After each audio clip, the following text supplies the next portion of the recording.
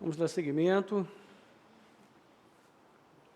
à nossa instrução no Evangelho de Mateus. Hoje nossa lição 53.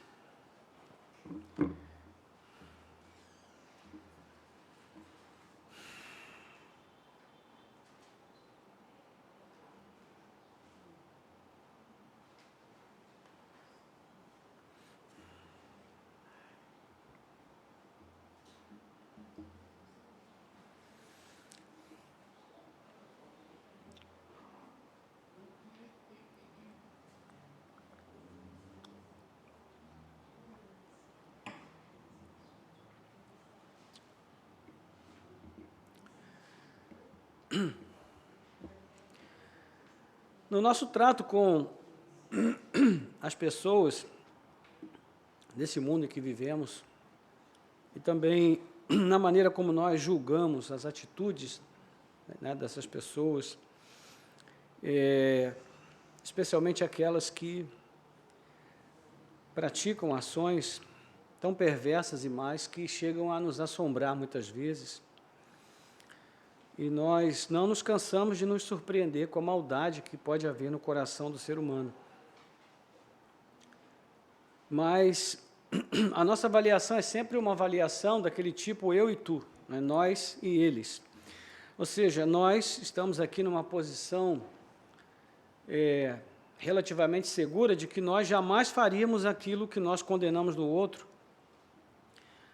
E ainda que seja uma ação violenta, brutal, extraordinariamente cruel, né, como nós vemos eventualmente aqui e ali,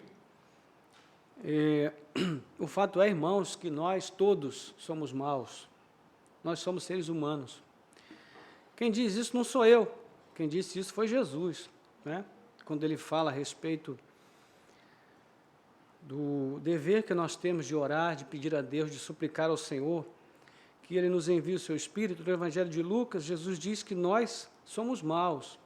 Ele diz, se vocês sendo maus sabem dar coisas boas aos seus filhos, quanto mais o Pai Celestial dará o Espírito Santo aos que lhe pedirem. Então, quem disse que nós somos maus é Jesus. Ele deve saber o que fala, né, irmãos?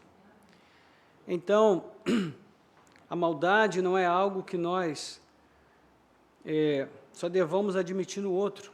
A maldade é algo que está presente no nosso coração, nós nascemos com ela como parte da nossa natureza. E o fato de deixar que ela saia, que ela extravase, que ela se torne uma atitude, uma ação nas nossas vidas, ou não, é uma escolha que nós devemos fazer diariamente, constantemente. E essa escolha será feita de uma forma ou de outra, dependendo do quanto nossa vida esteja alinhada com os propósitos de Deus ou não. E nós vamos falar um pouco hoje, nessa manhã, tem a ver com isso, né? Há muito a ser dito no texto que nós vamos ler, mas precisamos escolher uma direção para esse texto e, por isso, vamos falar apenas uma pequena parte do muito que haveria para ser dito.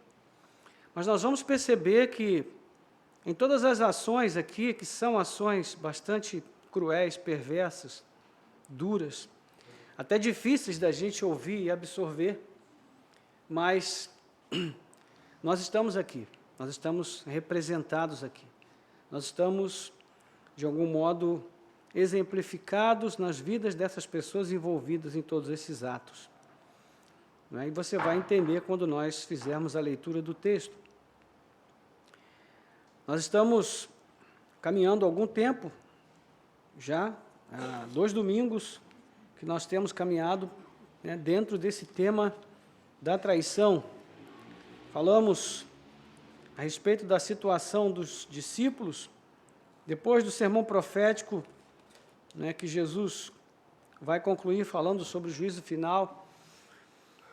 Nós vemos que os judeus aceleram o plano para matar Jesus, isso no capítulo 26. E já nessa narrativa inicial do capítulo 26, Mateus faz um paralelo entre 2 atitudes diferentes para com Cristo. Uma é a atitude de uma mulher que, de forma muito surpreendente, demonstra um ato de extremo amor, comprometimento e entrega à pessoa de Jesus. Quando ela pega um vaso com um perfume muito caro, quebra o vaso, né, e derrama sobre a cabeça de Jesus o perfume, quando todos começam a protestar, os discípulos inclusive, né, então Jesus diz que ela praticou uma boa ação porque aquilo era feito para o seu sepultamento. Então, ao mesmo tempo que o sistema caminhava para acelerar o assassinato de Jesus, Jesus também demonstrava claramente que ele estava preparado, porque ele tinha vindo para aquilo. Ele falou isso várias vezes no Evangelho de Mateus, advertindo os discípulos que aquele momento chegaria. Então, com isso, Judas, que era um dos 12, ele vai e faz um pacto com as lideranças dos judeus para entregar Jesus. Então, a partir daí, a coisa começa a acelerar, e tudo vai muito rápido. Então, vem a Páscoa, Jesus celebra a Páscoa com os discípulos como uma refeição de despedida deles, e, ao mesmo tempo, mostrando que ele é o Cordeiro, não mostrando diretamente, mas implicitamente, né, mostrando que ele é o Cordeiro que deveria ser entregue para ser morto, né? Então, ele vai e tem o momento da última ceia com os seus discípulos, e a partir de então ele começa a avisar que eles vão traí-lo, que todos vão deixá-lo, e aí Pedro faz aquele protesto que nós sabemos, né? Não, Senhor, ainda que todos te deixem e tal, e Jesus então faz aquele famoso aviso: antes que o galo cante, você terá me negado 3 vezes, e então eles vão para o Getsemane, que é o jardim onde Jesus escolhe para ter aquele último momento de oração, antes de ser entregue por Judas às autoridades judaicas. Então chega a guarda do templo com Judas, prendem Jesus, ele é levado para o Sinédrio, e o Sinédrio começa então a preparar o caminho para o assassinato de Jesus. Ele vai ser julgado à revelia da própria lei judaica, né? Nós vimos isso aqui, que foi um julgamento totalmente ilegal. Pedro vai negar Jesus, cumprindo aquilo que havia sido dito quando ele foi confrontado acerca da sua ligação com Cristo.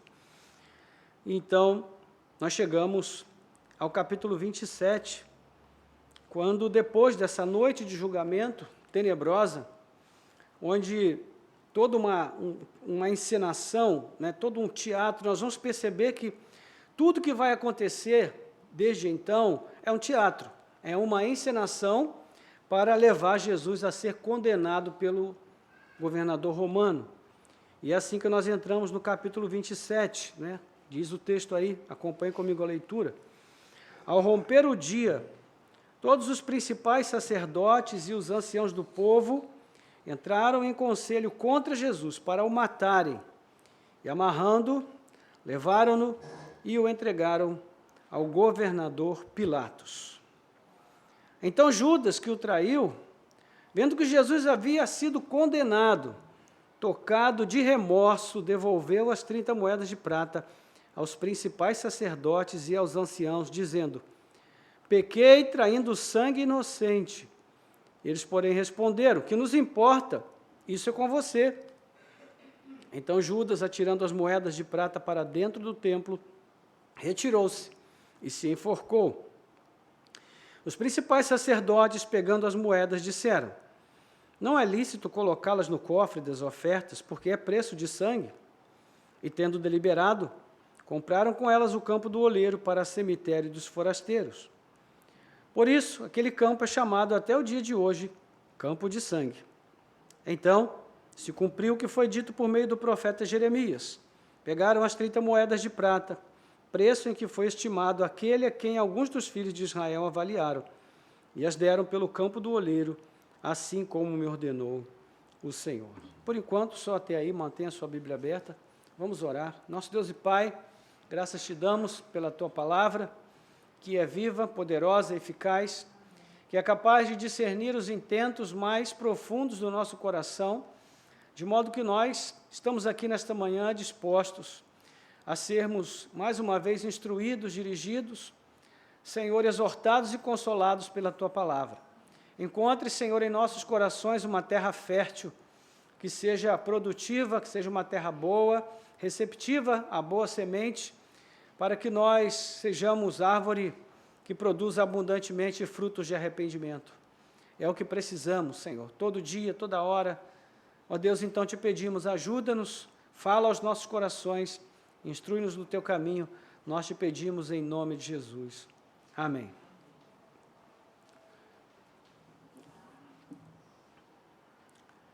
Muito bem. Em nossa última lição, nós vimos que o julgamento de Jesus pelo Sinédrio foi totalmente ilegal, como acabamos de dizer, né? E uma das razões da ilegalidade, então, foi o fato de o julgamento ter sido à noite. Nós vimos que, na lei dos judeus, não poderia ser julgado, ninguém poderia ser julgado à noite, e muito menos alguém poderia ser julgado e condenado em menos de 24 horas, né?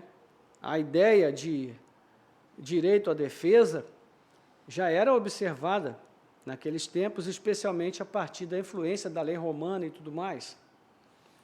Então, uma das questões aqui que nós estamos vendo é a pressa das autoridades religiosas em condenarem Jesus. Talvez essa sessão, isso aqui é só uma especulação, mas bem razoável, nessa sessão do Sinédrio, é bem provável que homens como José de Arimateia, o próprio Nicodemos, não estivessem presentes. Nós vamos ver no texto de João que, em um dos momentos em que Jesus está sendo acusado, Nicodemos se levanta, né, e coloca a questão de condenação sem culpa.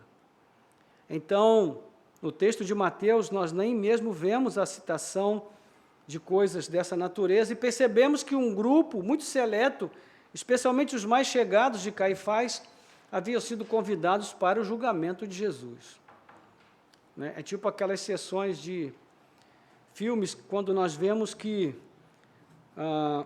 um júri, um determinado tipo de júri, ele já está necessariamente comprometido a condenar ou absolver um criminoso, né? Porque aquele tipo de júri tem um determinado perfil, né? Então, a questão de ilegalidade já não importava para as autoridades religiosas. E eles desejavam era matar Jesus. E esse plano foi posto em andamento logo nas primeiras horas do dia, né, quando Judas decidiu lhes entregar o mestre. Eles já estavam com esse plano traçado. Então, o julgamento aconteceu e, conforme também já vimos, foram forjadas provas que eram provas que traziam a comprovação de blasfêmia em relação a Jesus. Ou seja, a culpa de Jesus era de blasfemar contra Deus. Então, essa foi a primeira parte do plano, e o problema para os líderes religiosos é que o governo romano não permitia que uma pessoa fosse executada pelos próprios judeus, né? E isso só podia ser feito pelo império, pelo governo romano. E muito menos o suposto crime de blasfêmia seria considerado pelo governo romano passível de morte. Ele entendia que isso era coisa da religião dos judeus e eles deveriam resolver isso entre eles. Então, o plano precisava de uma segunda parte. E a segunda parte era entregar Jesus ao governador romano, né, Pôncio Pilatos. Se você fizer uma leitura atenta do texto, você vai percebendo todo um processo, um esquema que é seguido criteriosamente para alcançar um fim. E eles precisavam levar Jesus logo nas primeiras horas, porque as audiências de Pilatos eram feitas de manhã muito cedo. Então, os membros do Sinédrio pretendiam forçar a mão do governador para que ele condenasse Jesus, ordenasse a sua execução ou permitisse que os judeus o executassem, né, com o apoio dos soldados romanos. E como eles pretendiam fazer isso? Então, tudo começa com a forma como Jesus era conduzido até Pilatos, né? Diz aí o verso primeiro que os anciãos do povo entraram em conselho contra Jesus para o matarem, e o amarraram, e o levaram, e o entregaram ao governador Pilatos. Meus irmãos, nós lembramos que quando Jesus foi preso no Getsêmani, ele não expressou nenhuma reação. Ele não pediu por ajuda, pelo contrário, os soldados, os discípulos, especialmente Pedro, ficaram muito agitados. Pedro até cortou a orelha do soldado. Jesus colocou a orelha de volta, fazendo ali um milagre, né, beneficiando o seu inimigo, aquele que naquele momento estava numa condição de seu inimigo. E então, Jesus foi um preso, né, entre aspas, absolutamente pacífico. Mas por que então eles acorrentaram Jesus? Porque isso, irmãos, fazia parte da cena. Isso fazia parte de toda a representação. Eles precisavam apresentar Jesus a Pilatos como um homem perigoso, um homem que apresentava riscos, né, à Pax Romana, da qual a gente já falou aqui muitas vezes, que era justamente a função dos judeus manter o povo pacífico, calmo, tranquilo, sem agitações, sem coisas que pudessem provocar a desordem dentro, né, do Império Romano, daquela porção do Império Romano. Então, foi assim que a coisa foi sendo costurada, né? Jesus, àquela altura, já havia sido espancado no Sinédrio. Provavelmente, ele já carregava hematomas no rosto, no seu corpo, e foi dessa forma que ele foi levado, provavelmente acorrentado, que era o costume da época, mas tudo isso apenas para passar ao governador a imagem de um criminoso hediondo e perigoso. Então, mais à frente, nós veremos que outros ingredientes vão ser acrescentados a esse teatro de horrores, mas, enfim, Jesus foi entregue a Pilatos, né? Contudo, antes de falar sobre os eventos que ocorrem ali, junto ao governador, Mateus quer mostrar qual foi o desdobramento final da traição de Judas, né, para o próprio Judas. E então, no verso 3 em diante, ele começa a falar que Judas, que havia traído Jesus, quando viu que Jesus havia sido condenado pelo Sinédrio, muito provavelmente ele estava ali junto com Pedro, né, no pátio da casa de Caifás, para ver o desdobramento da entrega que ele fez do seu mestre. Ele provavelmente viu Jesus passar acorrentado, muito ferido, e ele percebeu que a gravidade do que ele havia feito, né? Não sabemos o que Judas esperava, se ele esperava que Jesus fosse reagir, que Jesus não se deixasse prender, que ele fizesse ali algum tipo de movimento e todos iriam se afastar dele, mas se era essa a sua expectativa, ele foi traído pelas suas expectativas, porque, como Isaías já previa, ele foi levado como ovelha muda ao matadouro, não expressou reação, né? Então, o texto diz que Judas foi tomado de remorso. E é muito interessante, irmãos, a gente perceber também esse processo na vida de Judas. E nós vamos ver como esse remorso ele começa agora a corroer o coração daquele homem. E convém explicar a diferença entre arrependimento e remorso. Muita gente confunde, né? Porque é muito fácil confundir. O remorso, ele não quer dizer arrependimento, não é igual ao arrependimento. São dois sentimentos diferentes. No arrependimento, poderia ser definido como um sentimento, um bom sentimento, positivo. Por quê? Porque normalmente no arrependimento tem a ver com coisas que nós dissemos ou fizemos a nós mesmos ou ao outro, mas que nós sabemos que é errado, reconhecemos que é errado e existe ainda a chance de conserto. Então, nós voltamos atrás, nós mudamos a direção e procuramos reparar o erro, não é, o pecado ou que seja que nós tenhamos cometido, mas é algo que ainda pode ser consertado, se nós reconhecermos o erro e buscarmos o caminho de volta. Já no remorso, É diferente, é um sentimento nocivo. Por quê? Porque normalmente tem a ver com algo que nós fizemos ou que nós dissemos ao outro, com um dano que nós tenhamos provocado ao outro, que é irreparável na sua vida. Nós não temos como consertar, mas nós sentimos o peso. Não no desejo de voltar atrás, mas o peso da culpa em si. E isso nos esmaga, porque nós não temos forças para carregar o peso da culpa. É por isso que o arrependimento precisa ser algo visto por nós como uma bênção. A confissão precisa ser vista por nós como uma dádiva, porque quando nós nos arrependemos e confessamos, é quando Deus trabalha no nosso coração e nos isenta de culpa. Ele tira o fardo da culpa de sobre os nossos ombros e nós seguimos em paz. Ninguém consegue viver com a culpa, irmãos. A culpa é algo extraordinariamente danoso, mortífero para a nossa alma. Então, quando nós nos damos conta do mal que fizemos, é tarde demais. E aí experimentamos uma dor tão profunda no nosso íntimo, uma amargura tão intensa, uma agonia tão feroz, que é como se uma morsa estivesse espremendo o nosso coração ali dentro. E nós não conseguimos nem respirar direito, né? Seria mais ou menos o que Judas estava experimentando agora. Mas não se engane, porque a sua atitude foi consciente, deliberada e planejada. O que ele estava fazendo era apenas colher o resultado da escolha que ele fez.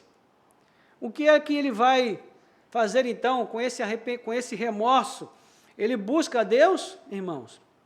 Veja aí no segmento. Devolveu as 30 moedas de prata aos principais sacerdotes e aos anciãos, dizendo: pequei, traindo sangue inocente.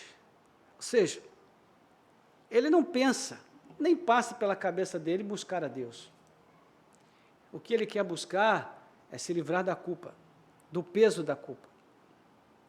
Porque não havia arrependimento em sua alma, mas somente o remorso.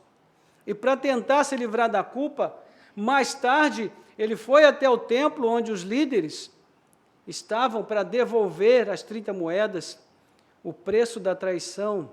Mas como eles reagem? Versículo 4, segunda parte. Eles, porém, responderam: o que nos importa? Isso é com você. Isso aqui, irmãos, é típico da maneira como o diabo lida conosco. O diabo nos induz, ele nos seduz, ele nos leva, e quando nós praticamos aquilo que ele nos induziu a praticar, ele nos abandona e nos diz: agora é com você. E o peso nós carregamos sozinhos. Essa é a parte cruel, né? É uma das partes mais cruéis de quando nós pecamos por uma inspiração maligna e perversa.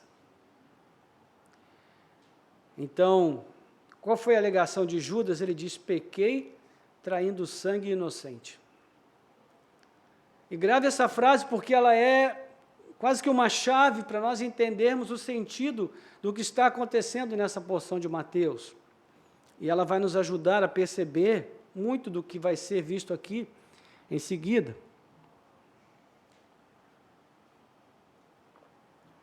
O que é que Judas pretendia, irmãos?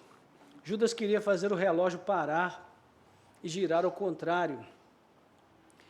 Ele queria fazer algo que pudesse arrancar o que ele estava sentindo no seu peito, por causa do desespero dos sentimentos que estavam ali corroendo a sua alma. Ele havia imaginado, talvez, que ao devolver as 30 moedas, as autoridades religiosas iriam aceitá-las de bom grado, e assim o peso esmagador da culpa deixaria o seu coração, a sua alma.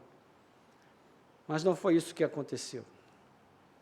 Os líderes apenas acrescentaram ainda mais peso ao seu fardo, porque eles rejeitaram as moedas e deixaram bem claro que o seu modus operandi é usar e depois abandonar.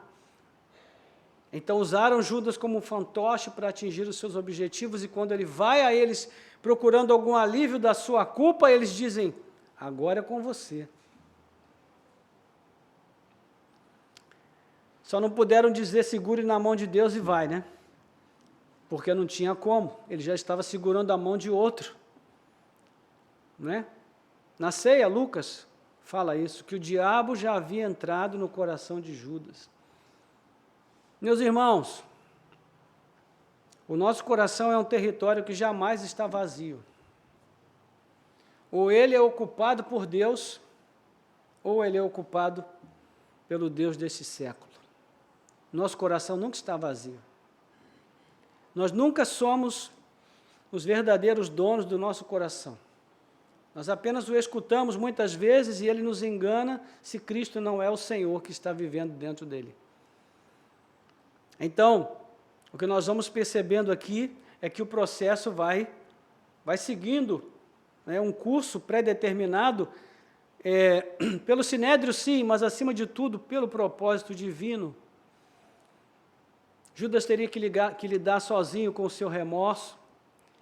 Então, ele faz aquilo que simboliza o maior anseio da sua alma naquele momento. Ele atira aquelas moedas de prata para dentro do templo. E é o que ele desejava fazer com a sua culpa. Ele queria atirar a sua culpa para longe, mas ele não tinha como fazer isso. Não era possível. Ao trair o seu mestre e não se arrepender, ele tomou um caminho sem volta. Então ele buscou a única saída que enxergou naquele momento, que foi acabar com a própria vida. Muito triste, né, irmãos? A história desse homem que teve privilégios maravilhosos de andar perto de Jesus. Que ninguém diga que Judas foi inocente. Hoje existe uma corrente teológica, entre aspas, da defesa de Judas, dizendo que Judas foi apenas um instrumento nas mãos de Deus, mas que ele não teve culpa necessariamente, porque Deus havia determinado que ele tinha que fazer aquilo. Mas não é o que a Bíblia mostra, irmãos. O que a Bíblia mostra é que Judas teve todas as oportunidades de se arrepender. Jesus entregou para ele a bolsa onde se guardavam os recursos que eles tinham para viajar e para se manter, sabendo que ele era um ladrão. Você entregaria a sua carteira para um ladrão tomar conta? Jesus fez isso. Ele entregou a sua carteira para Judas e disse, você vai tomar conta da minha carteira. O que Jesus estava fazendo, irmãos? Dando a ele uma oportunidade de mudar de vida. Então, Judas teve todas as oportunidades, mas o seu coração era um coração mau. Então era plano de Deus, sim, mas a responsabilidade de Judas não será tirada. E o que os principais sacerdotes fizeram? Eles acabaram confessando o seu crime. Veja o versículo 6, diz que os principais sacerdotes, pegando as moedas, disseram, não é lícito colocá-las no cofre das ofertas, por quê? Porque é preço de sangue. Jesus já tinha morrido, irmãos? Não. Por que eles disseram que era preço de sangue? Porque eles sabiam o que representava aquela transação. E eles sabiam que eles tinham comprado a morte de Jesus. Se Judas foi o executor da traição, eles foram os mandantes, os financiadores da morte de um homem inocente. Mas agora eles têm um problema. O que fazer com o dinheiro maldito? As moedas estão ali aos seus pés, dentro do templo, que era uma profanação. Ora, a veia legalista deles impedia que eles devolvessem o dinheiro para o cofre do templo. Deuteronômio 23, 18, estabelece que qualquer dinheiro manchado por imoralidade ou corrupção não poderia ser depositado no templo. Então, eles imitaram Judas e usaram o dinheiro para praticar uma boa ação, entre aspas, né, julgando que com isso eles iriam se livrar da culpa. Eles fizeram exatamente a mesma coisa que Judas. E foram e pensaram, bom, vamos comprar então um terreno para usá-lo como um cemitério para os estrangeiros. Olha que coisa bonita, irmãos, tocante, né? Então, Mateus afirma que isso aconteceu para se cumprir o que havia sido dito pelo profeta Jeremias, né? E, para ser mais exato, ele cita ao mesmo tempo Jeremias e Zacarias. Jeremias 32, versículos 7 a 9, quando ali o Senhor ordena a Jeremias que compre um campo do seu primo, num tempo em que Jerusalém estava sitiada pelo Império Babilônico, num tempo de destruição, quando Zedequias havia se rebelado contra o governo da Babilônia, sendo ele um rei vassalo, ele era sujeito ao Império Babilônico, mas contra a vontade de Deus ele se rebelou contra Nabucodonosor, e então a cidade foi sitiada, e naquele contexto de sítio, onde todos estavam passando fome, onde não havia dinheiro para nada, o Senhor diz a Jeremias: compre o campo do seu primo, lavre uma escritura e mande guardá-la, porque haverá dias em que ainda haverá compra e venda nessa terra. O Senhor está falando de restauração futura. Já o texto de Zacarias é um texto do capítulo 11, versículos 12 e 13, que mostra o profeta sendo ali avaliado por muitos do seu povo em 30 moedas de prata, exatamente o mesmo valor que Judas recebeu por Jesus. Mas o Senhor diz ao profeta, ao Zacarias: não é você que está sendo avaliado, eu é que estou sendo avaliado por esse valor. E ele ordena que Zacarias pegue as 30 moedas e jogue para o oleiro na casa do Senhor. Ou seja, exatamente a mesma atitude de Judas. Então, a combinação dessas duas passagens é difícil de interpretar. Não está muito claro de que maneira Mateus viu o cumprimento pleno dessas porções proféticas nas ações dos líderes religiosos. A parte de Judas está bem clara, mas não tanto a parte dos líderes religiosos. Não é? No caso de Zacarias, haveria uma antecipação do baixo valor atribuído pelas autoridades religiosas de Jerusalém à pessoa de Jesus, porque eles pagaram a Judas o valor de um escravo, 30 moedas de prata.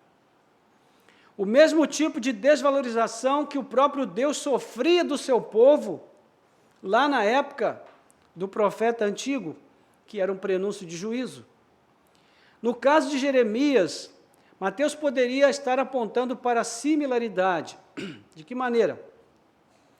Como Deus no passado prometeu que, mesmo em meio a um cenário de devastação e morte, aquele não seria o fim do seu plano redentivo para o seu povo, né? Aqui estava acontecendo o mesmo, ou seja, toda aquela trama sanguinária, todo aquele esforço para matar Jesus, tudo aquilo não iria impedir o sucesso da missão salvífica do Filho de Deus. Muito pelo contrário, o que estava acontecendo ali era exatamente parte do plano de Deus para isso.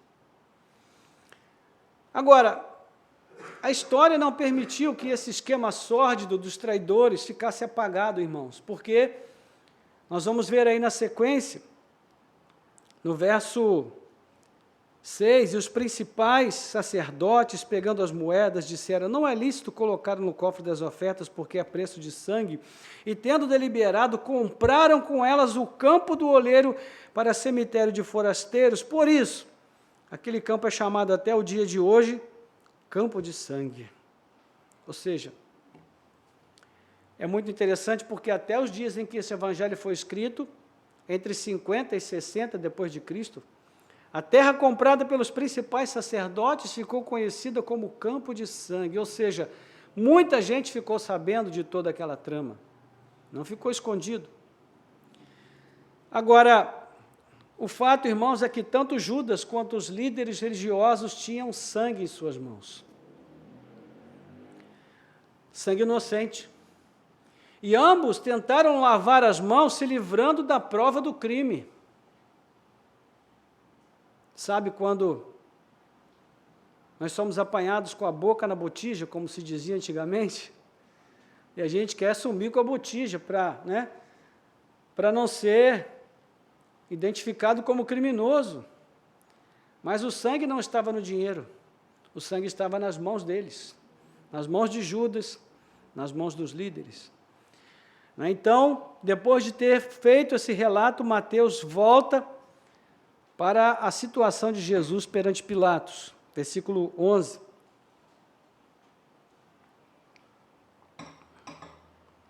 Jesus estava em pé diante do governador, e este o interrogou, dizendo: você é o rei dos judeus? Jesus respondeu: o Senhor está dizendo isso. E sendo acusado pelos principais sacerdotes e pelos anciãos, Jesus nada respondeu. Então Pilatos perguntou: não está ouvindo quantas acusações fazem contra você? Mas Jesus não respondeu nenhuma palavra, a ponto de o governador ficar muito admirado. No verso 2, nós vimos que os principais sacerdotes e anciãos haviam entregado Jesus ao governador. Pois bem, agora está ele aqui perante Pilatos. O governador começa a interrogá-lo. E qual é a primeira pergunta que Pilatos faz a Jesus? Você blasfemou? Foi isso que ele perguntou? Sim ou não? Não. O que ele perguntou? Você é o rei dos judeus? Como assim? O que isso tem a ver com o julgamento lá do Sinédrio? O crime lá não era blasfêmia? Sim ou não? Sim. Ora, o que havia acontecido no Sinédrio, irmãos, não tinha nada a ver com o que vai acontecer aqui agora. Porque aqui a acusação é diferente. O que os judeus estão alegando, aqui os líderes estão alegando perante Pilatos, é que Jesus, ele declara a si mesmo como o rei dos judeus. Quem faz essa acusação perante Pilatos? São eles. E como Jesus respondeu? E aqui nós não temos muitas informações que nos ajude a responder essas perguntas. Jesus apenas responde: o Senhor está dizendo isso. Mas o quarto evangelho nos ajuda a compreender melhor o que está acontecendo aqui. Você for a João capítulo 18, de 33 a 34, nós vamos ver aí. A mesma pergunta: você é o rei dos judeus? Jesus responde: essa pergunta vem do Senhor, ou foram outros que lhe falaram a meu respeito? Ou seja, essa pergunta é sua, ou foram outros que a puseram em sua boca? Então Jesus demonstra saber o quê? Qual foi a acusação dos líderes religiosos levada contra ele a Pilatos. É o que Mateus também sugere no verso 12, aí, quando diz que, sendo acusado pelos principais sacerdotes e pelos anciãos, Jesus nada respondeu. Pilatos ficou admirado pelo fato de Jesus não se defender, mas se defender do quê? Da acusação de blasfêmia? Não. Nós já vimos que esse tipo de acusação não seria nem recebida por Pilatos. Então, é evidente que a acusação principal seria de que Jesus estava se declarando o rei dos judeus. E Lucas traz ainda mais clareza a este ponto. Se você avançar um pouquinho, Lucas 23, versículos 1 a 2. Lucas 23 diz assim: levantando-se toda a assembleia, levaram Jesus a Pilatos e ali começaram a acusá-lo, dizendo: encontramos este homem pervertendo a nossa nação, impedindo que se pague imposto a César e afirmando ser ele o Cristo, o rei. Ou seja, isso é muito grave. Essa é a ideia. Por que os líderes religiosos mudaram a acusação? Já dissemos. Porque se eles conseguissem levar Pilatos a desconfiar que Jesus estava se declarando o rei dos judeus, isso seria uma configuração clara da intenção de Jesus de iniciar uma revolta popular. Como líder. Era por isso que Barrabás estava preso, entre outros. Eram sediciosos, eram revoltosos, não é? Eram extremistas. Por isso Lucas observa ainda as acusações de incitação à sonegação de impostos e sedição. Meus irmãos, se nós quisermos levar alguém a parar para nos ouvir, fale de dinheiro. Fale sobre dinheiro. Você pode estar falando sobre qualquer coisa e a pessoa está com a cabeça assim nas nuvens, mas você falou sobre dinheiro, principalmente se for um dinheiro que está saindo do bolso de alguém, as pessoas param para ouvir. Veja como eles são ardilosos. Eles disseram, vamos tocar no ponto, vamos falar do imposto. Não é? Então, aqui está em andamento a terceira fase do plano dos líderes para matar Jesus. Conseguir uma sentença de morte assinada por Pilatos. Então, as mãos que eles querem usar para levar a cabo o seu plano, mais uma vez, não são as suas. Primeiro foram as mãos de Judas, agora são as mãos de Pilatos. Você percebe como esses líderes, eles são políticos, na acepção mais clara do termo, e por tudo isso o governador ficou admirado do silêncio de Jesus, porque ele compreendia bem os riscos envolvidos naquela situação, e ele achava que Jesus não estava compreendendo. A verdade, meus irmãos, é que o único que realmente compreendia o que estava acontecendo ali era Jesus. Nem Pilatos sabia ao certo, nem Judas, nem os líderes religiosos. Mas isso não os isenta de responsabilidades. E a gente, olhando esses textos, a gente fica pensando naquelas frases que as pessoas soltam quando elas veem um inocente sofrer de alguma forma. Qual é a pergunta que as pessoas fazem, irmãos? Onde está Deus? Onde está Deus que não vê o sofrimento desses inocentes? Dessas crianças, desse mundo, desses pobres. Você já ouviu alguém lendo o Evangelho de Mateus e perguntando, onde está Deus que não livra esse inocente de uma trama tão sórdida, tão nojenta, tão suja e tão violenta? Eu nunca ouvi ninguém perguntar isso. Mas, meus irmãos, Jesus é o único inocente que já viveu neste mundo. O único. Não existem inocentes. Porque nós já nascemos com a marca do pecado na nossa alma. A nossa inocência, ela basicamente inexiste desde que nós chegamos a este mundo. Porque nós já viemos corrompidos e aqui essa corrupção começa a se manifestar através das nossas atitudes. Então, nos versos 15 a 25, nós lemos que, por ocasião da festa, o governador costumava soltar ao povo um preso conforme eles quisessem. Eles, no caso o povo, naquela ocasião eles tinham um preso muito conhecido chamado Barrabás. Estando, pois, o povo reunido, Pilatos lhes perguntou, quem vocês querem que eu solte? Barrabás ou Jesus, chamado Cristo? Porque sabia que era por inveja que eles tinham entregado Jesus. Ironicamente, alguns textos antigos trazem o nome de Barrabás como Jesus Barrabás, por ironia, não é? Então Pilatos sabia que era por inveja que eles tinham entregado Jesus. E estando Pilatos sentado no tribunal, a mulher dele mandou dizer-lhe, não se envolva com esse justo, porque hoje em sonho sofri muito por causa dele. Veja, meus irmãos, Pilatos de imediato percebeu o propósito ardiloso dos líderes. Em Lucas 23, 4, Pilatos declara taxativamente, não vejo nesse homem crime algum. E ele enxergou, na tradição da governança, praticada por ocasião da Páscoa, a chance de soltar Jesus.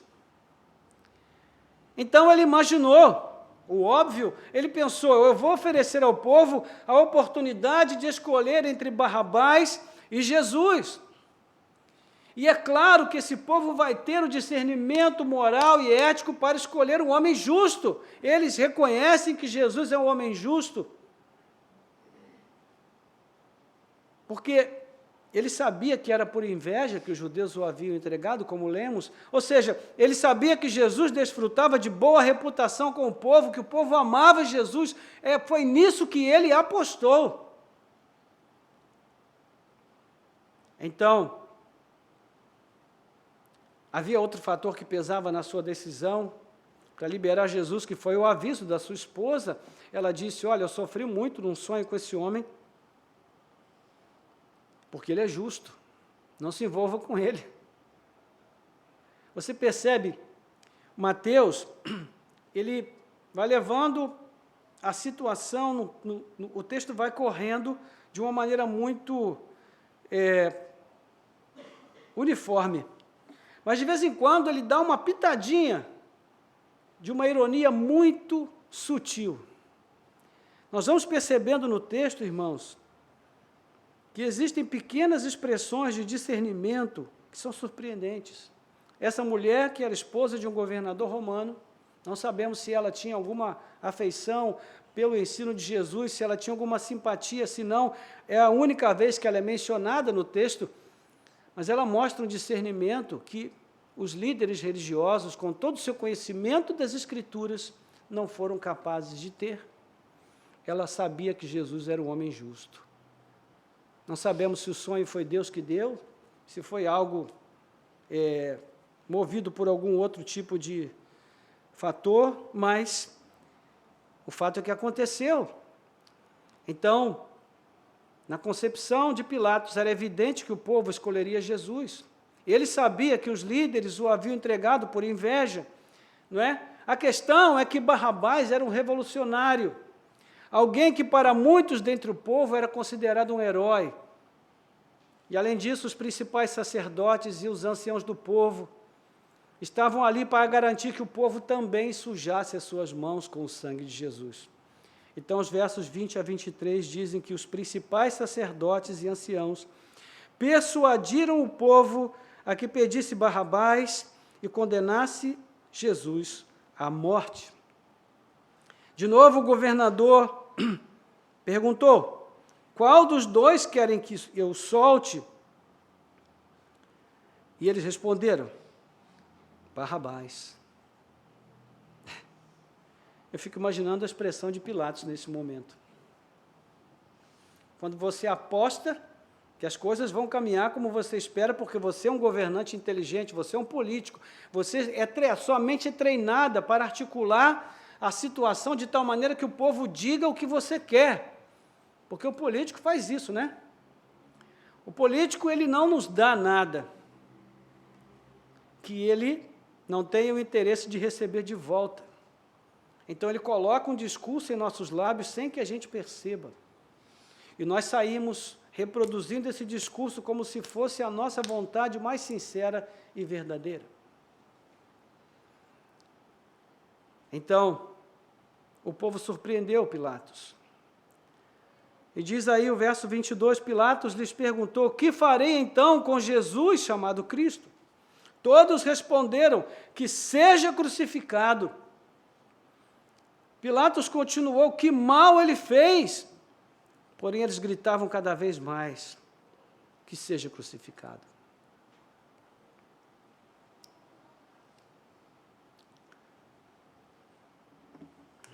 O que aprendemos aqui, irmãos? Que os líderes político-religiosos de Jerusalém são os exatos e legítimos representantes do seu povo. Nem eles, nem o povo são guiados por qualquer bússola moral, não. Quando são desafiados a julgar entre a verdade e a mentira, quando são desafiados a escolher entre a justiça e a injustiça, a sua opção é escolher o interesse pessoal. Não importando se a premissa do juízo é falsa ou verdadeira, se é justa ou injusta, o que importa é o que seja melhor para mim. Isso é o que eu escolho. E, meus irmãos, aqui está algo que nós precisamos pensar um pouco, porque nós percebemos que isso tem se tornado cada vez mais comum na consideração do povo chamado evangélico, povo cristão desse país. Nós perdemos a nossa bússola moral à luz da Bíblia. Não conhecemos mais a Bíblia, não temos mais bússola moral que venha das Escrituras. Nós somos guiados por uma questão puramente de interesses. Por isso nós nos dividimos.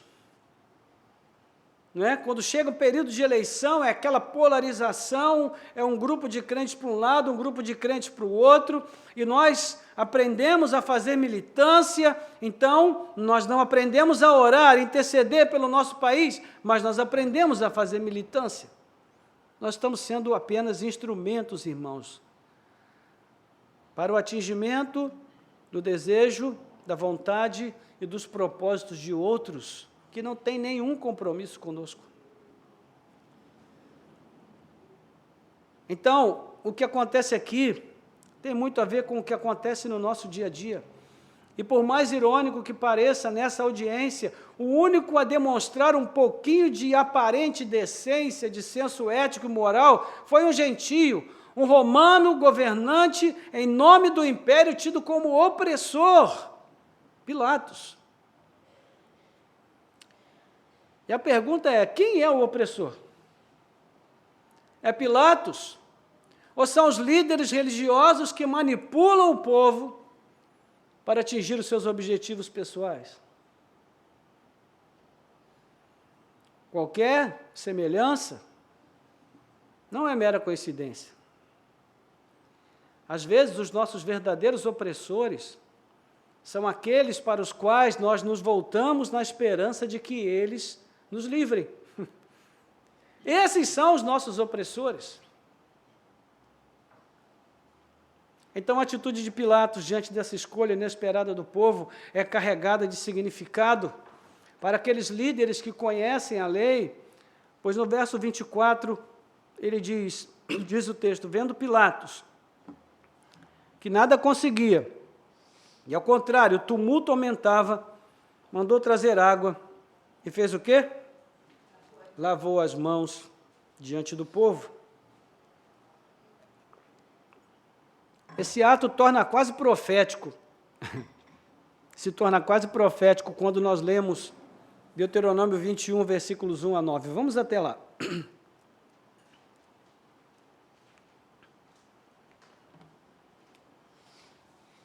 Deuteronômio 21, de 1 a 9.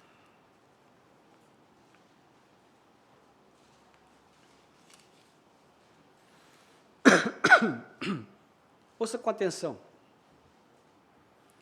Se na terra que o Senhor seu Deus lhe dá para que tomem posse dela, alguém for achado morto, caído no campo, sem que se saiba quem o matou, os anciãos e os juízes devem sair e medir a distância entre o morto e as cidades ao redor. Os anciãos da cidade mais próxima do morto tomarão uma novilha do rebanho, que ainda não tenha sido usada no trabalho, nem puxado com o jugo, e a trarão a um vale de águas correntes que não foi lavrado nem semeado. E ali, naquele vale, desnucarão a novilha.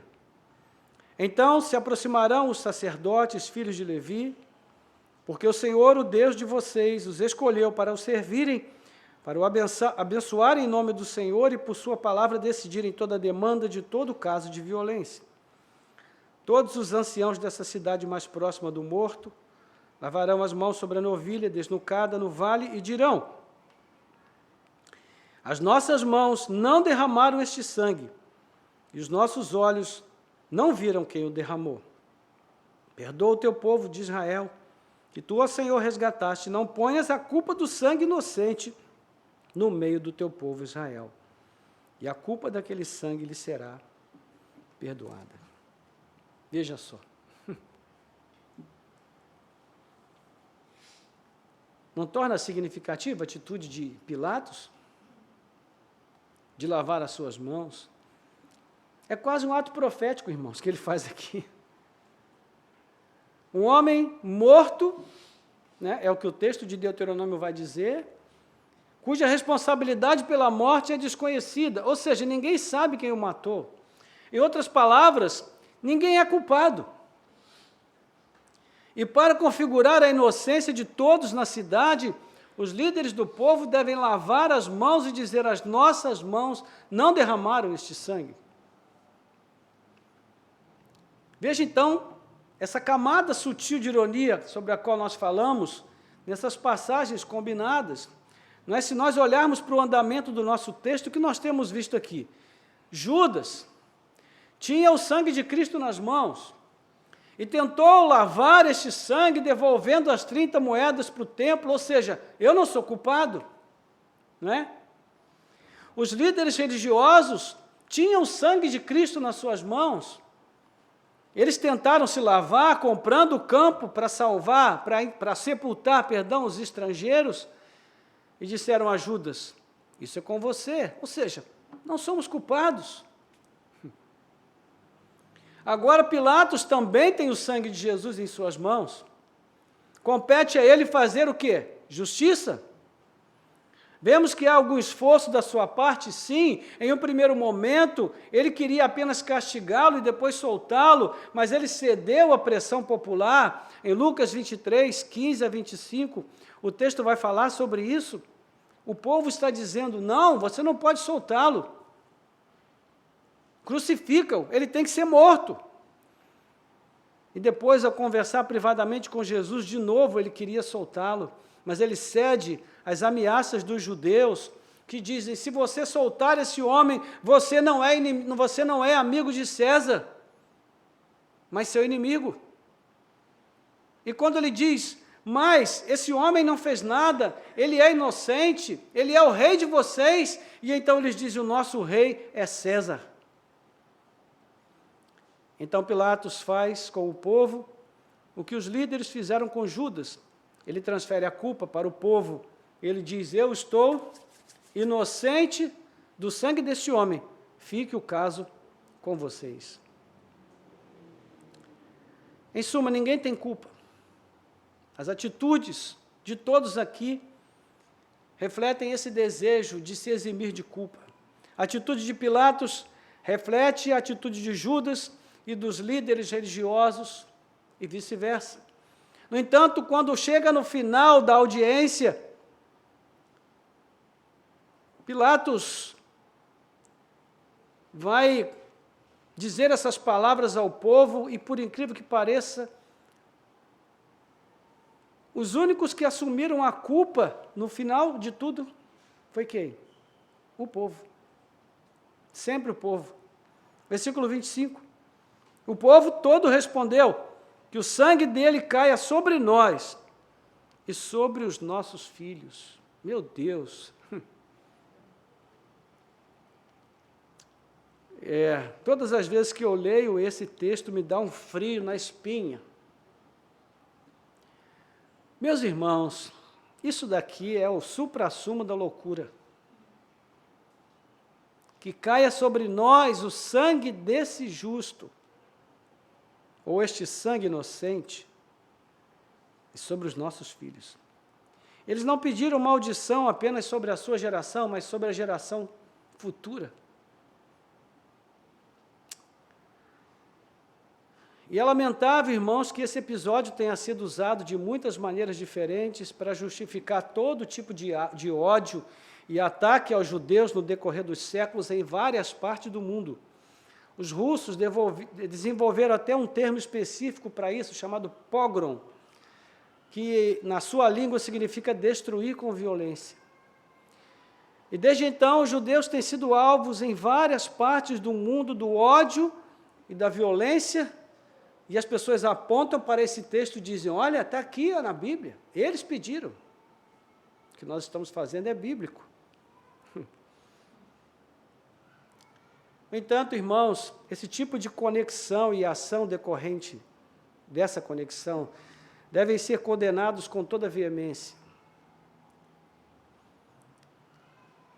Mas é fato que esse clamor popular em Jerusalém não ficou sem resposta. Poucas décadas mais tarde, no ano 70 depois de Cristo, o clamor encontrou eco na destruição daquela cidade pelos romanos sob a liderança do general Tito. Mais de 1 milhão de judeus morreram na tomada da cidade. Imagine 1 milhão de pessoas mortas. Então, lamentavelmente, o clamor dos judeus encontrou eco. Mas aquilo era apenas um símbolo do que acontece com a alma daqueles que rejeitam a Jesus, daqueles que pisam sobre o seu sangue, como a carta aos Hebreus vai nos advertir. Por fim, não havia mais nada que se pudesse fazer para evitar o inevitável. Né? Onde está Deus, que não livra o inocente? Deus está conduzindo todo esse processo de acordo com o seu plano eterno, como Ele está sempre fazendo em todos os processos de tudo que acontece nesse mundo. E aqui nós temos, irmãos, versos 26 a 31, o desfecho, não é, o ato decisivo dessa encenação criada lá atrás no Sinédrio, pelos líderes religiosos. Essa foi a mais vexaminosa ocorrência de uma execução sob falso pretexto, registrada na história humana. A mais vergonhosa ocorrência de uma execução sob falso pretexto registrada na história.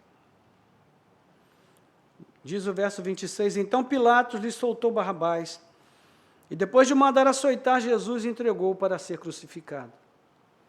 Logo a seguir, os soldados do governador, levando Jesus para o pretório, reuniram em torno dele toda a tropa. Isso daqui, irmãos, é duro, até da gente ler. Tudo começou com uma fake news. Ele está se fazendo rei. Ele quer ser maior do que César. Ele não está pagando impostos e ele diz ao povo para não pagar. Ele está criando sedição, ele está criando tumulto entre o povo. Fake news. Então a mentira foi dita e repetida e massificada até se tornar uma verdade. E ela foi transferida para os lábios do povo e ganhou status de vontade popular. Meus irmãos, não estamos lendo o jornal do dia. Estamos lendo uma história bíblica. Mas a história se repete. Isso não é novo. O que vem a seguir, então, pela ótica dos perpetradores da farsa, é apenas um efeito colateral. Os soldados romanos dariam agora as primeiras pinceladas dessa absurda crueldade, desse quadro de horror que vai levar Jesus até o madeiro. Então, primeiro, ele é entregue por Pilatos para ser açoitado. Esses açoites eram praxe antes da crucificação. Eles até antecipavam a morte dos crucificados. Os chicotes eram feitos de cordas, em cujas pontas havia pedaços de metal ou de osso. E à medida em que batiam contra a carne, arrancavam grandes pedaços de carne de uma vez. Em muitos casos, os ossos eram expostos, os ossos do espancado, do açoitado. Era literalmente um banho de sangue. Muitos dos que eram submetidos a esse tipo de castigo morriam até durante a execução. Depois, Jesus é levado para a casa da guarda no pretório, e toda a tropa é convocada para se divertir com aquele homem triturado pelos açoites. Havia ali centenas de soldados, eles tiram a roupa de Jesus e o vestem com uma capa escarlate, que era um símbolo da realeza na cultura da época. Um explícito sinal de quão vil ele era considerado por aqueles soldados romanos, um falso rei. Era assim que eles o trataram. Depois, completando o humilhante traje real, diz aí o verso 29, que eles teceram uma coroa de espinhos e puseram na cabeça dele, e colocaram um caniço na sua mão direita, e ajoelhando-se diante dele, zombavam, dizendo: Salve, Rei dos Judeus. Então veja, teceram uma coroa de espinhos e cravaram em sua cabeça. Há quem acredite que os soldados tentavam imitar a coroa do imperador Augusto, que tinha raios projetados para cima, símbolo de poder e divindade. Por fim, os soldados põem um caniço nas mãos de Jesus como um cetro real. Ou seja, o que eles fizeram foi criar uma caricatura grotesca naquele corpo quebrado e deformado, retorcido pela dor dos castigos.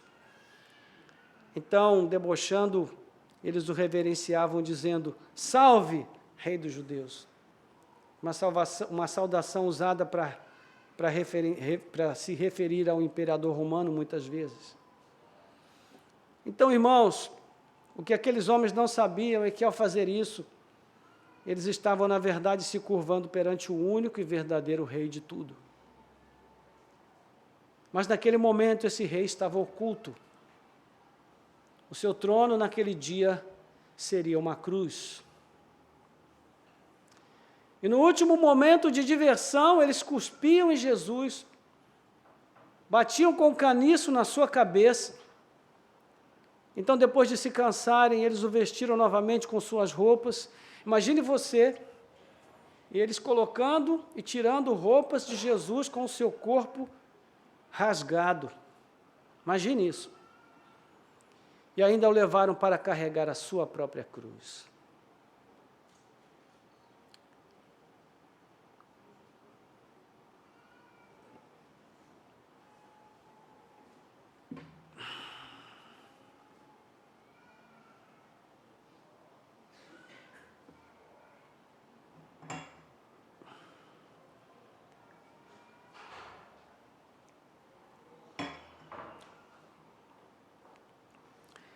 O que nós vemos aqui, irmãos, nessa porção do texto de Mateus, é que todos os atores envolvidos nesse drama têm sangue em suas mãos. Por isso, no início, eu chamei a sua atenção para a frase de Judas: pequei traindo sangue inocente, versículo 4. Essa frase é chave do texto, por quê? Porque todos os envolvidos aqui traíram Jesus. Todos eles têm culpa. O que percebemos no desenrolar da narrativa é uma sucessão de fatos que mostram que todos têm culpa. Todos querem lavar as suas mãos, todos querem se livrar da culpa, mas por meios humanos de transferência de responsabilidade. O escolhido por todas as pessoas foi Barrabás, cujo nome já vimos, não seria filho de Aba. Barrabás significa isso, filho de Aba, ou filho do pai. Não é irônico, irmãos? Todos escolheram dar a vida ao falso filho do pai e entregaram para morrer o verdadeiro filho do pai. E por quê? Porque Barrabás representava o anseio mais imediato daquelas pessoas. Os líderes viram na escolha desse homem o empurrãozinho que faltava para decretarem a morte de Jesus, a garantia da manutenção das suas benesses com Roma e com o povo. Pilatos viu naquela situação, naquela chance de soltar Jesus, sem se comprometer, que aquilo atenderia a sua consciência, entre aspas, e o apelo da sua mulher. E o povo viu em Barrabás o líder carismático de ações imediatas, ou seja, o seu Messias, chancelado pelos judeus religiosos. Enquanto Jesus ensinava: quem vive pela espada perecerá, Barrabás pregava com as suas ações: quem sabe usar a espada é que vive. E eu pergunto, meus irmãos, como essas coisas estão relacionadas às nossas práticas deste mundo? Nós estamos sempre procurando quem nos favoreça quem possa dar um empurrãozinho para que nós mantenhamos as nossas benesses, a nossa zona de conforto, o nosso bem-estar, muitas vezes alheios àquilo que Deus quer para nós. Quantas vezes nós queremos fazer algo de bom para Jesus, mas sem nos comprometer? Meus irmãos, quem é que quer se comprometer com aquele homem flagelado? Quem é que quer se identificar com aquele homem que está com as suas costas rasgadas, que está sendo levado para o suplício final, destruído na sua imagem pública? Meus irmãos, ninguém quer se identificar com o fracasso.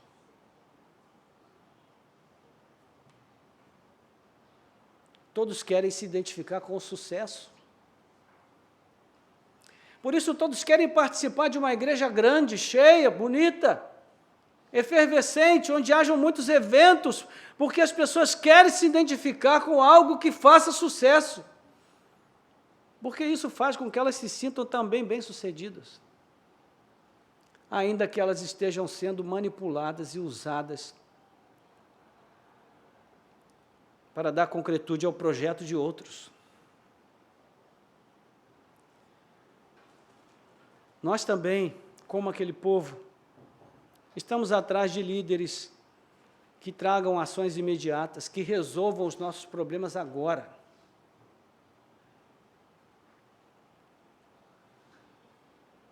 Certa vez, tentando ajudar uma pessoa que precisava fazer um tratamento, era um paciente renal, com relativa gravidade,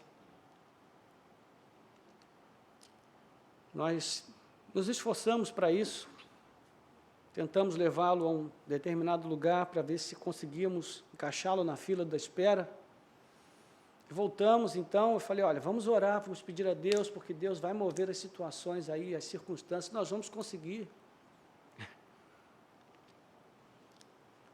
Mas, a semana seguinte, eu fui procurado por essa pessoa que me disse, olha, pastor, eu agradeço muito, mas tem um vereador que prometeu que vai me ajudar. Falei, meu Deus, nós estamos sempre em busca, meus irmãos, de líderes imediatistas, de Messias de hoje, né, que sejam mais rápidos, porque Deus às vezes demora muito para atender as nossas orações e fazer aquilo que nós estamos precisando que Ele faça. Então, meus queridos irmãos, já a título de conclusão, jamais deve nos escapar que durante todo esse processo, Deus está no controle de tudo. Onde está Deus? Deus está onde Ele sempre esteve. Assentado no trono, com seu coração rasgado, ao ver o seu filho passar por tudo aquilo, sofrendo sobre si a ira que não era dele, que não pertencia a ele, que não era para ele, a ira que Deus justamente deveria derramar sobre toda a humanidade, mas que por um gesto extremo de amor, decidiu derramar sobre o seu próprio filho.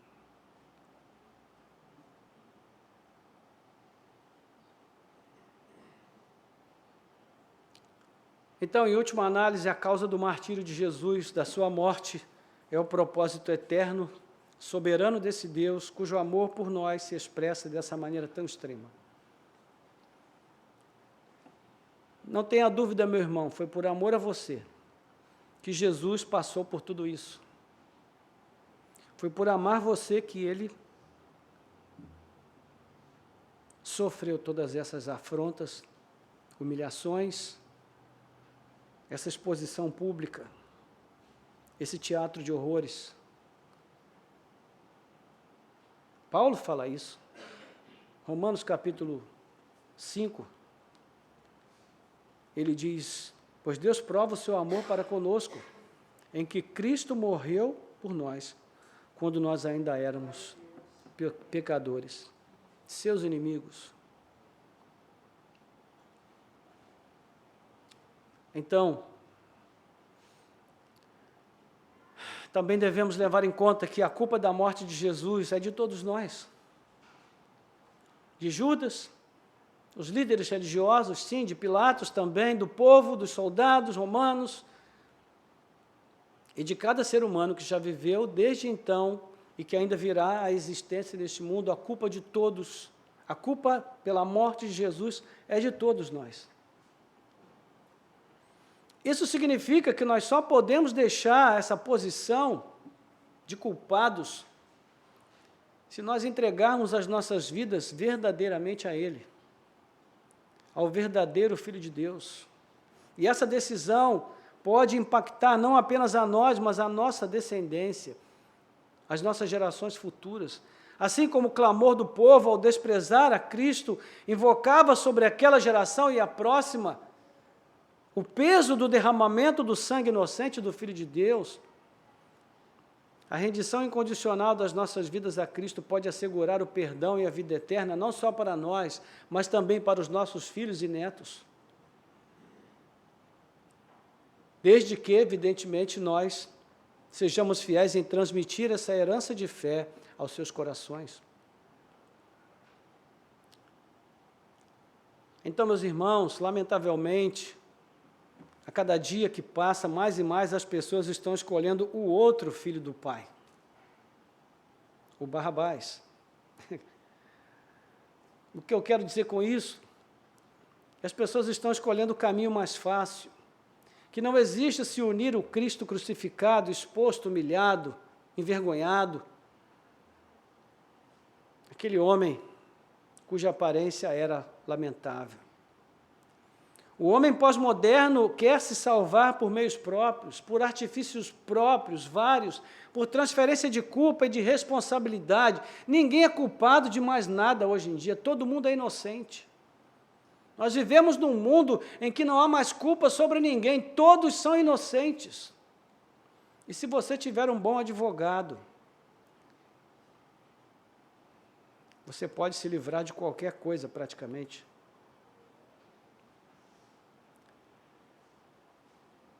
O homem pós-moderno é sofisticado demais para se identificar com esse Jesus verdadeiro.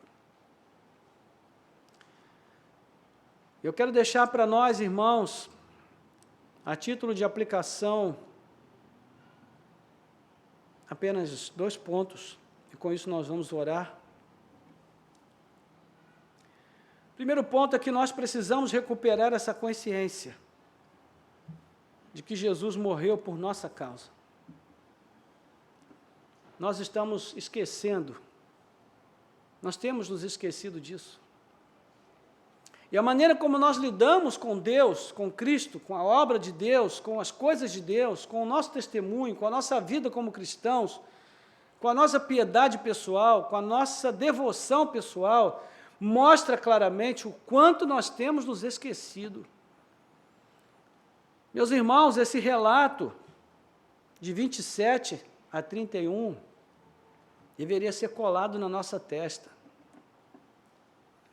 para que todos os dias, ao olhar no espelho pela manhã, fosse a primeira coisa que nós pudéssemos ler, para nos lembrar.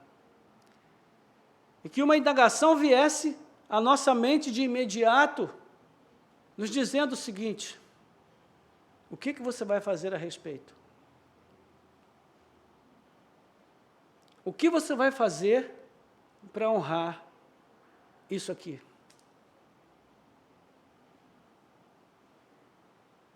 Se Deus fosse cobrar de você financeiramente, quanto Ele cobraria a você por isso que foi imposto ao seu filho, como algo do qual ele não pudesse fugir e escapar? Era isso, irmãos, que estava no coração de Jesus quando ele estava ajoelhado no Getsemane. Era esse cálice ao qual ele se referia quando ele falou com a mãe de Tiago e João: eles podem beber do meu cálice?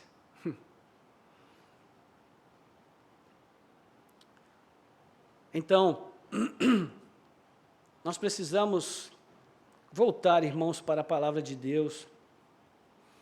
Nós precisamos voltar para esses relatos de Mateus, dos evangelhos, e pensar um pouco, repensar a nossa vida e o nosso compromisso com Deus. Eu não estou falando, irmãos, de coisas triviais. Eu nem estou falando de você participar de eventos na igreja. Isso é só uma consequência. O que eu estou falando é do que está acontecendo aqui dentro de nós.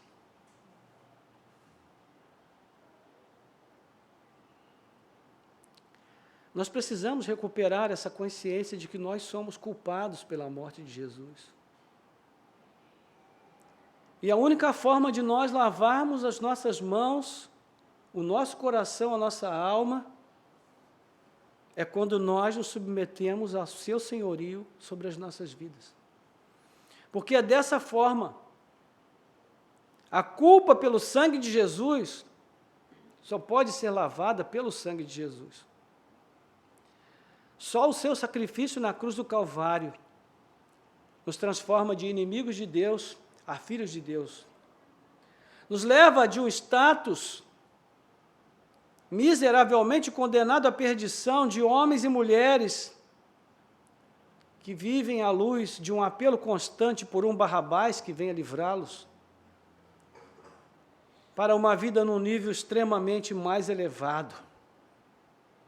Uma vida que já experimenta a eternidade neste mundo temporal, nesse tempo em que a gente vive. E que pode realmente, como diz o texto poético lá do Antigo Testamento, nos faz andar com Deus nas maiores alturas. Então, precisamos pensar um pouco sobre isso e retomar e pedir ao Senhor, Senhor, em nome de Jesus, traz de volta a nossa consciência de que Cristo morreu por nós. Ele morreu em nosso lugar, a sua morte foi uma morte vicária, substitutiva. E é interessante como Pilatos propiciou uma encenação nesse último momento, né, da audiência, que representa exatamente aquilo que Cristo veio fazer. Ou seja, Barrabás ou Jesus, o povo escolheu Barrabás, e era essa a escolha óbvia, não para Pilatos, mas aos olhos de Deus. Por quê? Porque o justo vai morrer em lugar do pecador.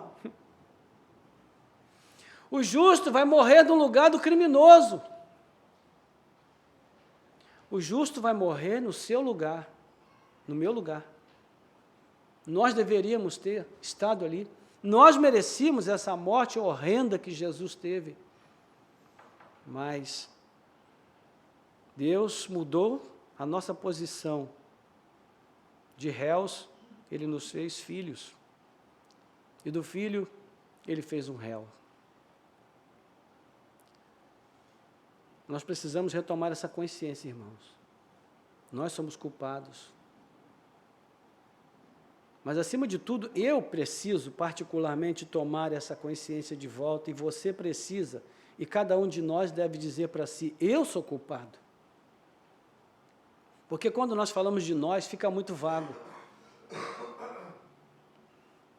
Então, pensando sobre isso, eu quero deixar o segundo ponto, para nós pensarmos um pouquinho, e daqui a pouco nós vamos orar.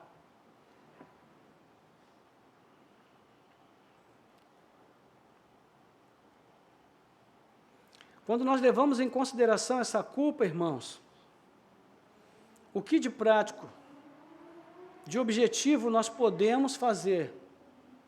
Que atitude nós vamos tomar a partir do momento em que nós tomamos consciência de tudo isso? Que atitude nós vamos tomar para fazer com que a nossa vida seja uma expressão viva, uma expressão pública, de um compromisso que seja compatível com o compromisso que o meu Salvador teve comigo? O que eu vou fazer? Porque há muito a fazer na vida de todos nós. Eu preciso, meus irmãos, como eu preciso melhorar muito, fazer muitas coisas. E eu sei que você também precisa. E eu sei que você, como eu, sabe o que deve fazer. Por que não fazemos? Não fazemos porque perdemos a consciência. Mas à medida em que essa consciência nos seja devolvida, e ela está sendo devolvida nessa manhã para nós, a pergunta é, o que vamos fazer com ela? Que atitude vamos tomar? Quantos passos vamos dar na direção de um compromisso mais efetivo, mais profundo, mais verdadeiro com o nosso Salvador? Porque vejam, meus irmãos, as dores de Cristo passaram a ser as nossas dores. Ele disse assim, olha, se o mundo me odeia, vai odiar vocês também. Todo esse contexto de ódio que nós vimos nesta manhã, que foi preparado nesse palco para levar Jesus à cruz e à morte, todo esse contexto de ódio agora se volta contra nós. Porque o discípulo não é maior que o seu Senhor. Então nós, hoje, somos o alvo do ódio desse mundo. E isso tende a piorar cada vez mais, porque nós nos identificamos com o Messias crucificado. Porque nós nos identificamos com o verdadeiro Filho de Deus, não com o falso. Então, eu pergunto para você, como nós vamos sobreviver ao ódio deste mundo, se nós não estivermos engajados num comprometimento que seja semelhante ao comprometimento do nosso Salvador? Não vamos suportar. Muitos não têm suportado.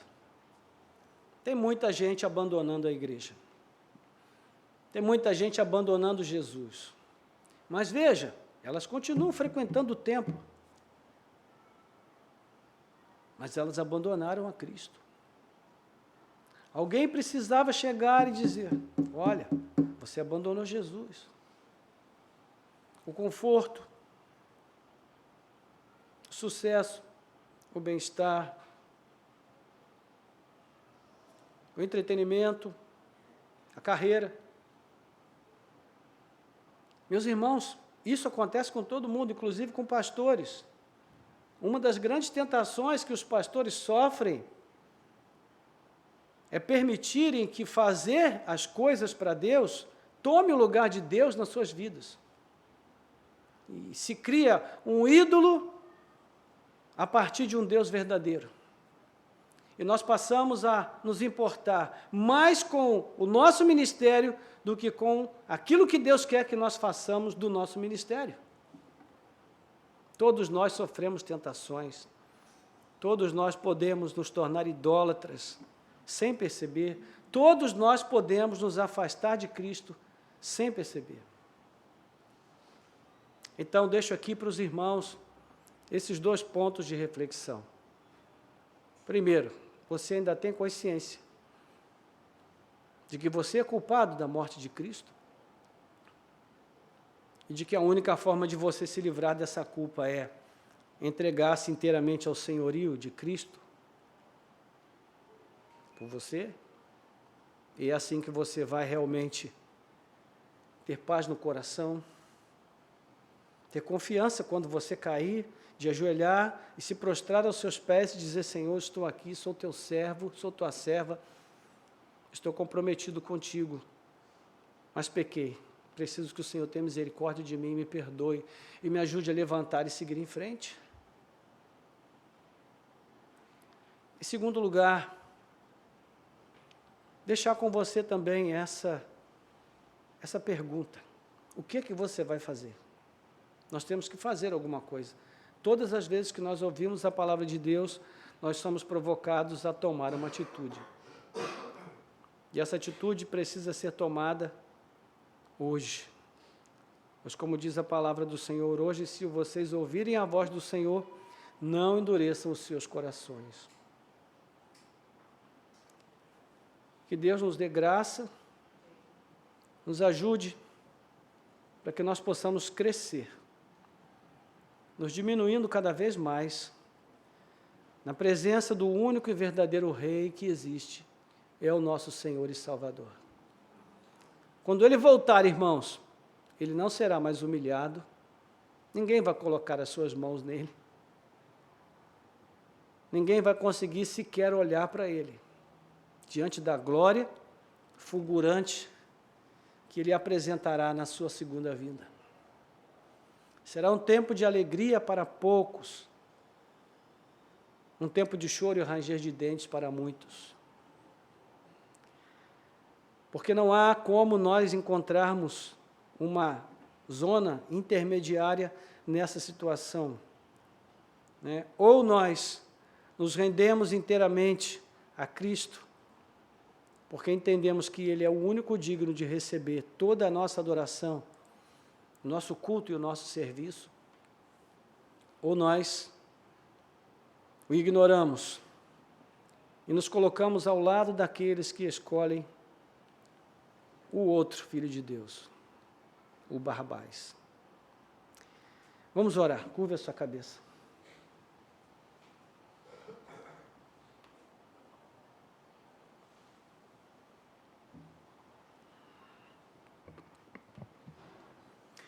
Senhor, nosso Deus, nosso Pai, graças te damos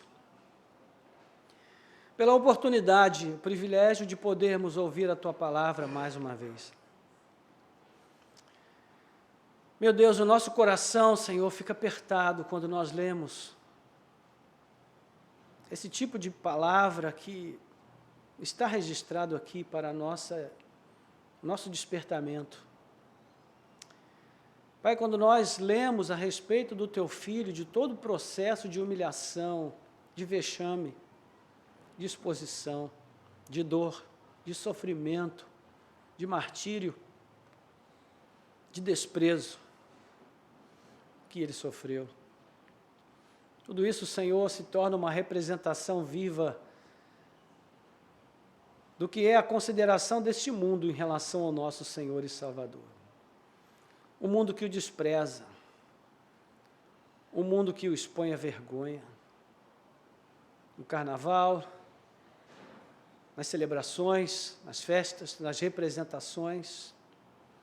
E cada dia que passa, Senhor, se torna mais explícita essa convocação final de Satanás ao mundo para humilhar o Filho de Deus. E nós sabemos, ó Pai, que tudo isso faz parte de um processo profetizado pelo próprio Senhor, da multiplicação da iniquidade,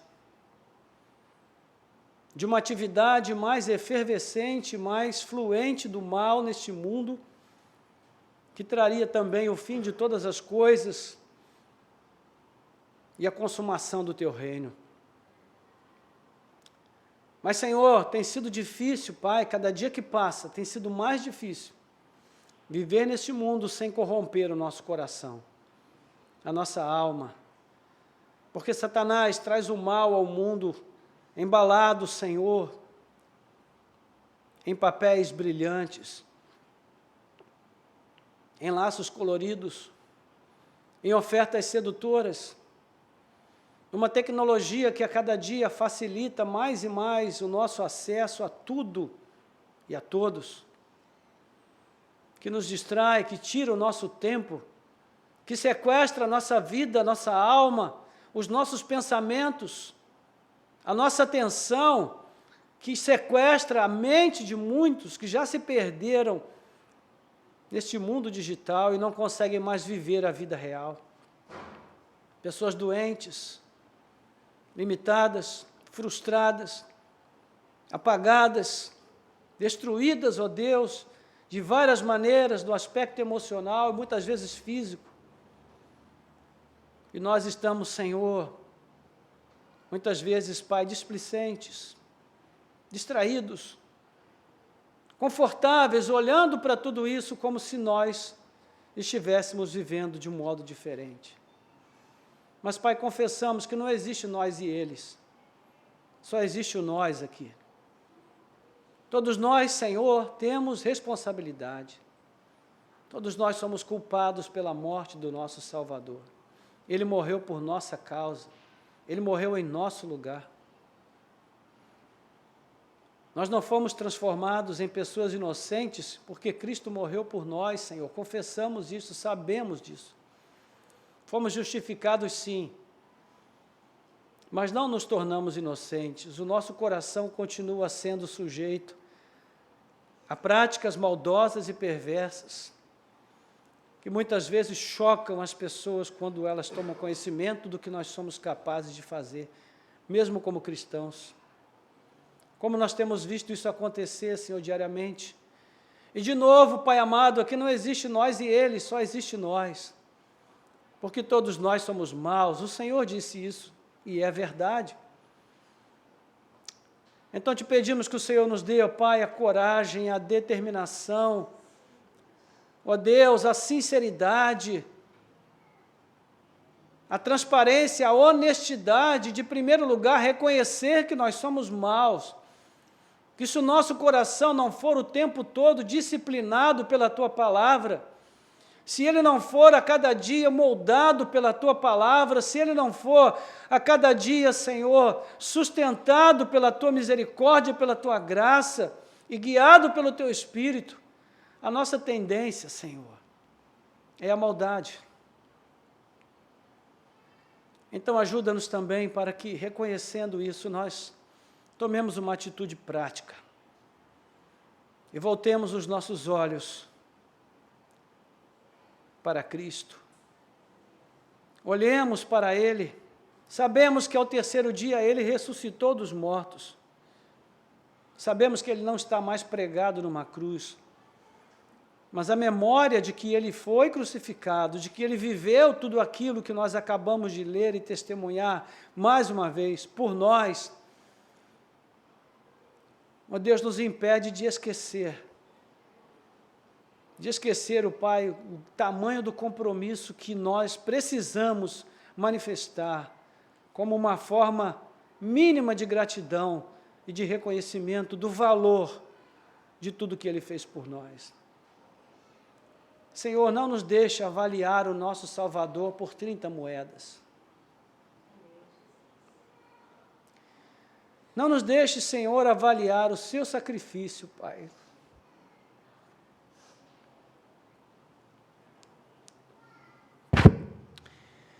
Por tão pouco, Senhor.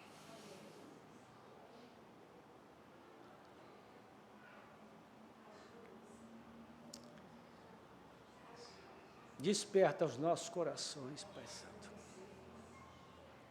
Enquanto há tempo, Senhor.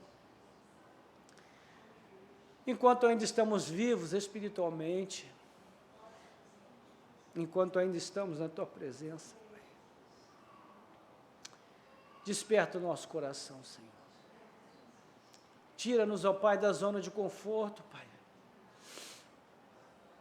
Ajuda-nos a entender, Pai, que os dias são maus, o tempo é pouco, há muito a fazer, os trabalhadores são poucos, a seara é enorme, há muita gente a se perder, precisamos falar de Jesus, precisamos fazer a Tua obra, Senhor, precisamos Te servir, então desperta o nosso coração. Desperta a nossa alma, para que nós possamos manifestar aí uma expressão viva do verdadeiro valor que merece o que o nosso Salvador viveu e experimentou por nós aqui neste mundo. Ó Deus, para que o valor da nossa fé seja provado, como ouro puro refinado, e nós alcancemos o grande objetivo da nossa existência, que é a salvação das nossas almas. Nós Te pedimos, ó Deus, com gratidão, e Te louvamos em nome de Jesus. Amém.